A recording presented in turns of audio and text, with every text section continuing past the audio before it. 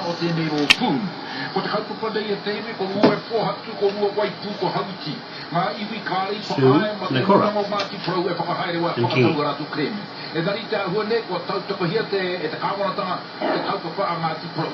Kei koe te wai e tēne, ko sūni kua, ke te koe mai kia tātou. E hau hakaro e sū? Ai, ko taku kaupapa, ko te whawhai, ki te krauda Pākehā, me te runa o Ngāti Prau. Mo te whakapatūtanga a te krauna i te kreme tiriti Ngāti Prau me te whakamana i taua kreme. Hei ture Pākehā i te paraide turu te kau o ngā rao mai he ko hori akene. E ki ana Ngāti Prau's treaty settlement now law. E mauri ana e au, e mātou, e uapo hatu, ki te kōti oruga o te ture Pākehā i te High Court. Ko taku whakahe tētahi. Mo te pūtea, ko tahi rau, te kau, milion. Mo ngā pūre tumu redress. Mo ngā henga i mahia mai i roto i te taipūnara kia Ngāti Prau e te karauna. Kaore nei he kehi kotahi a Ngāti Prau muranga e whakapaera rātau i mahia kia rātau. Ko rātau ke i rapa he i ruka i ngā tuara o te iwi o uapo hatu, o rua waipu, o teitanga hauiti. Tūtahi, ka tāha e tia rātau, ngā nama tāna kotahi rau e whā, ngā nama wai o uapo hatu ma rātau. Tūrua, ka hopu atu te rau rūnanga, ka tāha e ngia e rātau, tō mātou maunga, whakahi o maunga hikurangi. Ngā pāmu o uapo hatu, a Pākihiroa, Araparawadidiki, a maunga pāki, ne ngā here o ngā moe me manutahi o uapo hatu. Ko e nei tānga ngā uapo hatu take. Ka tahi rātau, ka rūpahu, ki te karauna no rātau. Ka whakapono tonu te karauna, ko te runa o Ngāti Prau, nona e nei rawa, e hara nei, no te mea, ke tupuna mai i a uapo hatu, no rātau ke te mana whenua, te mana moana, te mana tangata, no mai rāno. Tuatoru, ko Ngāti Prau he iwi, i nanahi noio nei, i waihanga hia. I whakakulpasa rātau, ki te taha i ngā hoi o Pākehā, ka tīwata tā rātau kōhuru, whakamamai, pōtia, te whahi upoko o mātou hatu, o uapo hatu, i tūranga nei, i tētahi wāhi e ki ana ko whakaupoko, hang heads on stakes for public and display and insult. Ka mutu, ka hare te kupa, ki roko o tūhoe, me rangi divi, i reira whakatauka mahu na Māori ai. Marata, mo te whenua, doi ho te take, no te korendoa i horānei. Tuapa, e kere mea nā a te rūnanga i ngā maunga o uapo hatu, i ngā heketea, e ono mano o uapo hatu. Mō tā rātau whakatatūtanga. Kia kore mātau a uapo hatu iwi, me o mātau hatu e whakae tauraka maha. Kari te tonu tā mātau whakapuaki ki te ao. Kāore he mana whenua, kāore he mana moana, kāore he mana tangata, kāore he mana anything o te iwi o Ngāti Prau. Ko tō rātau upoko ariki, ko te atau o te rangi, he tipuna i waihanga hia, i roto i ngā whakapapa, i te tau ko tahi mana warurau e ro te kaumawai. I tētahi kāinga o roto o uapo hatu i tūwahua. I tēnei wā nei, ko tau mai ki au nei, te upoko arikitanga o te iwi o Ngāti Prau. No reira ka ki au, kei te he a te karauna me Ngāti Prau. Nā pira na ngata tunu, i oaki, i tuhi, i haina, i kōrero, ko te mana whenua, ko te mana moana, ko te mana tangata, i riro i au uapo hatu, i mua o te haerenga mai, o toikai rākau, o ngā waka, o poraurangi hoki, me rātau wā. No reira, ka whawhai tonu mātau au uapo hatu, mo ake tonu atu. Hei whaka tūra e whakamutuka. Hei whakamutuka e ui ana. ki te puitea hiika a tiro. Mo te lua te kau maari matau. E diro ana i a te lunanga o Ngāti Porou. Te video na tāre ka nuku atu, ka hui katoa kei whea, te lua te kau maari mano tāra o ngā ika. Kaore rawa atu nei, tētahi pūtea nei, I hō mai ki ngā iwi takatake o te teirākiti nei. Kia uapo hatu, kia roai pū, kia teitanga a Harwich. Ko te lunanga o Ngāti Porou, he agent noi ho rātau, no te karau. Ko tā rātau mahi, te rato, te facilitate.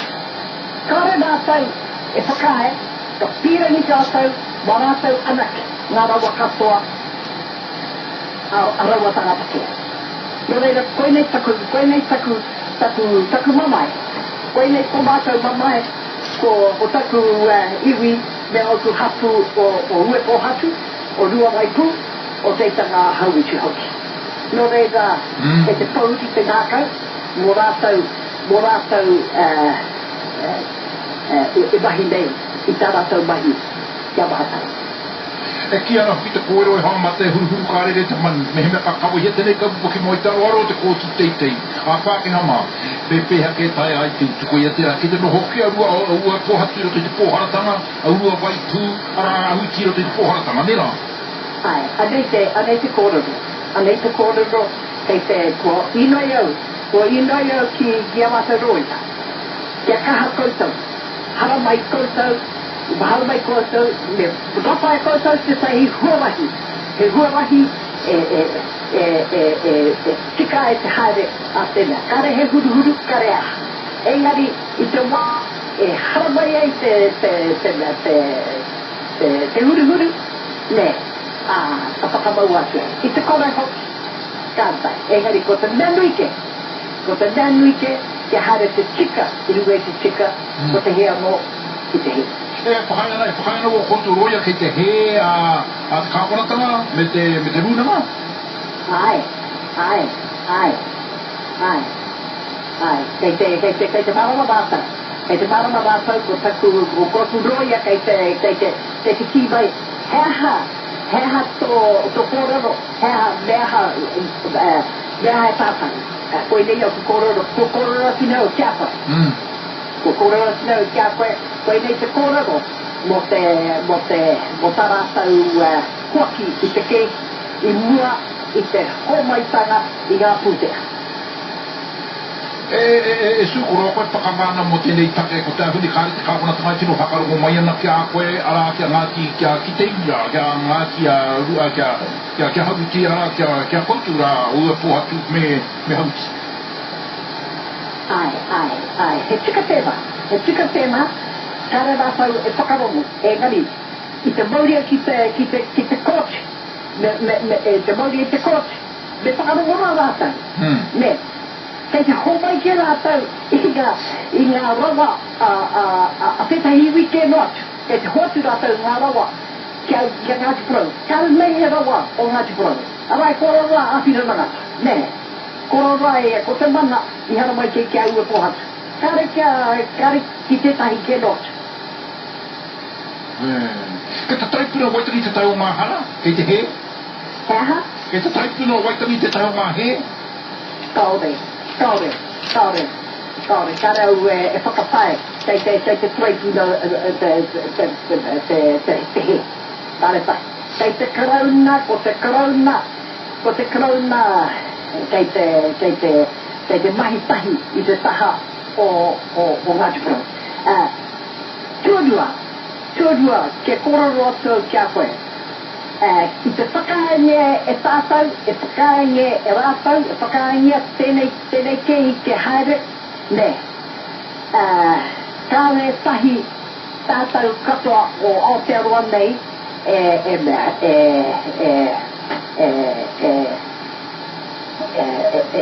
whakahokia o tātau tino rangatira tanga. Ko te kehi o ngaitahu. Ko te kehi o ngaitahu. Ko te whakatako tanga I tā rātau kehi. ka hot ka tukuna ta tukuna ngā rawa ta tukuna ngā moni katoa kia ngā i tahu e hara nei ko ngā i tahu te iwi take o roto o te waipoino ko waitaha ke ko waitaha ke te iwi take o rei tahu pōchiki he taina no ngāti prau no prauran I haere atu I whāngāwa nei ki reira ka noho ka mutu a tīmata rātau ki te nohirunga ngā tuara o ngā tuakana o Waitaha tuarua ko te kehi o tūranga nei te kehi o tūranga ka whakawhiti e rātau ki e tahi iwi e hara nei no rātau te mana whenua kei roto o tūranga ka hita peke te he katoa tā rātau whakanoho I a rātau whakatatutanga mō ngā kehi settlement ne, te he katoa tā rātau mai engari, I te whakahangia e tātai e whakahangia mātau e ua pohatu kei te pai, tukunatu mō rātau well, ne, tāre he pai tāre no he pai ngā e kōrero mama mōni motu hakae tāre no he pai ngā e kōrero mo te whakaputanga o te tino makatinotu ne koeira hoki koeira ke te mea kia hoki mai o tātou mama mōni motu hake kia tātou amo Nora, tēnā pai tū, tā pai te kura tēnā tini, kāra mai ne That was Ariki Nui Tapai Uru, Ngā Wai, Ngā Rangi, in other words, Sunakora. Talking to Kingi Taurua, this was about the Ngāti Pro settlement for 110 million they just had, and her lawyer, he's number one lawyer in this country, is taking the case to the High Court, and they will win against Ngāti Pro. Ngāti Pro Iwi has no whakapapa of its own. It is a Crown corporate name company. It is not a real iwi with its own history.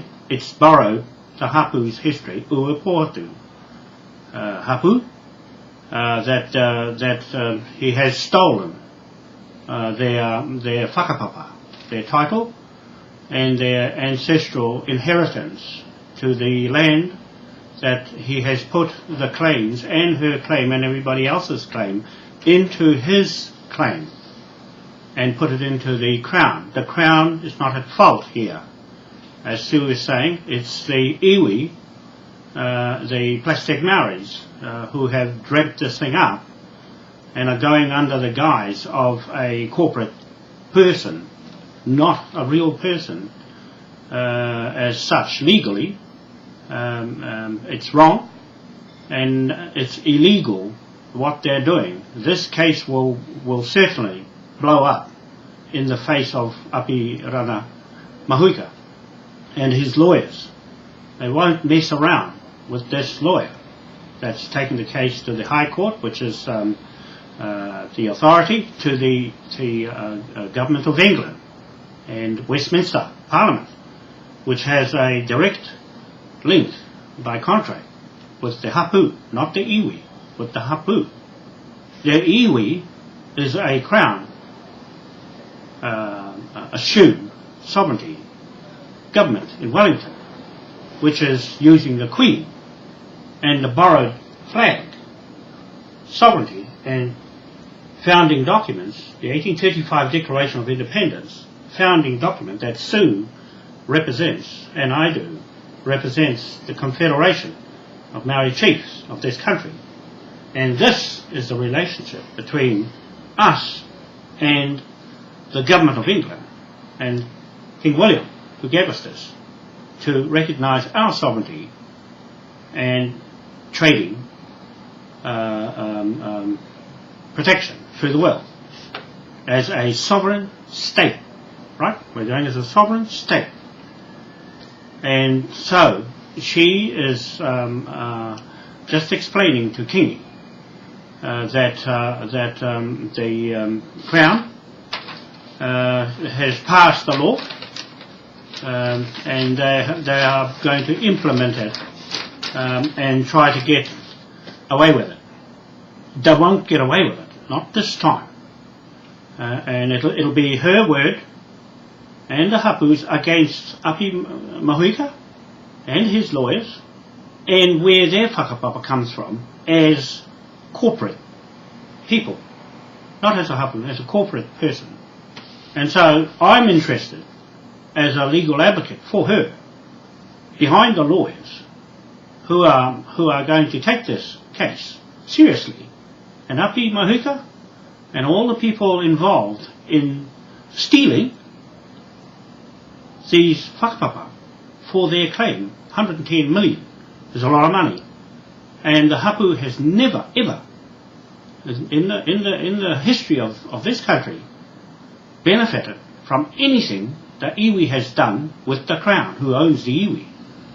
And I should know, being a Maui, Polynesian, Tahitian, founder of this country, and I'm making bland, bold statements about it.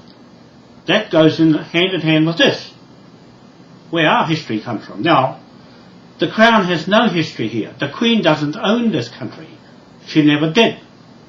They have to prove to us how they got it and why she doesn't live here, as with us, the sovereigns. She ain't no sovereign here. It's just fiction on pieces of paper that they've made up into mortgages. We already sacked the Governor-General. I put the documents in front of Anand Satnam, the Governor-General, and proclamations, the same as Hobson did the same thing with us, put proclamations about England coming here to put their law on there. We're putting our law, our tikanga law, on top of them now, from our proclamations, on our law. That supersedes their law, the law that the government made up under the Treaty of Waitangi and the obelisk at Waitangi on Te Ti Marae, Kingi Taurua's marae, the radio announcer that's talking to her. They are starting to come to grips with the law now, where all the fraud is and the corruption that has occurred over these years. So I'm just explaining on this camera and this camera to you on Facebook, Twitter, around the world, that all the things I do is real, unrefuted. There's nobody challenging it. I dare say the Crown, John Key, Prime Minister, the Governor-General, or any of his ministers have the gall or the gumptions to come and take us on and put their information in front of us. The same as the iwi. None of you have refuted any of the affidavits that are out on Facebook around the world. And John Key, you sat in front of the Westminster Parliament on video with this flag flying above your head at Waitangi on Kingi Taurua's marae. That is the Supreme Court of this country, as far as Maori is concerned, straight to Britain and Westminster Parliament. That is the authority. You have to get that in your head. I'm afraid it takes precedent now that you have not answered her, Sunakora's Prime Minister of the Maori government. You haven't answered her when she asked you, where do you get your sovereignty to rule this country? Where's your authority? Who do you get it from? Tell us. You haven't told us yet. And the Governor-General. So I just wanted to explain that on the end of our video. Just a short note, because I'm here for her to watch on our historic inheritance for this whole country, and the Pacific for that matter, that they can't come up with anything better to challenge. I'm waiting. I want to go to court, but who's going to take me? Just in case I win. Probably would. Probably would. But I can't see her having problems going to the High Court. Now this is for the High Court too. They can use this for evidence, because we do have evidence. I just want to end on this and just say that I'll be looking forward to going to the High Court with Sue in support, and to back up anything to get Ngāti Pro out of it. Get them right out of the place. We're going to run this place by ourselves on the coast and take them right out. We're going to build them. We already did that. All we have to do is force it now into law. Right? This is a Tuesday, the 3rd of April 2012.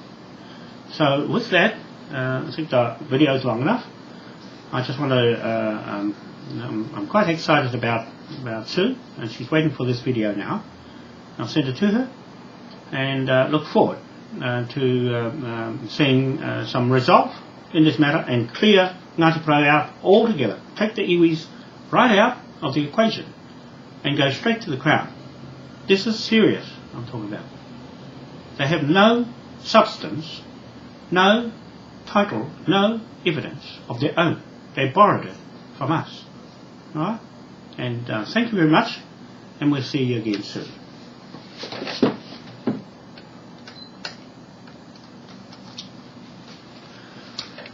And thank you very much to this camera. That camera I switched off, and I just want to say good night, and until we see you next time on Facebook, look out for the gold shares, Maui and Bullion Vault. We just got those on Facebook now, and Twitter, and our new website, and our new account and company in England. We don't trust these guys over here in New Zealand. No, don't want to get their hands on it. So, thank you very much.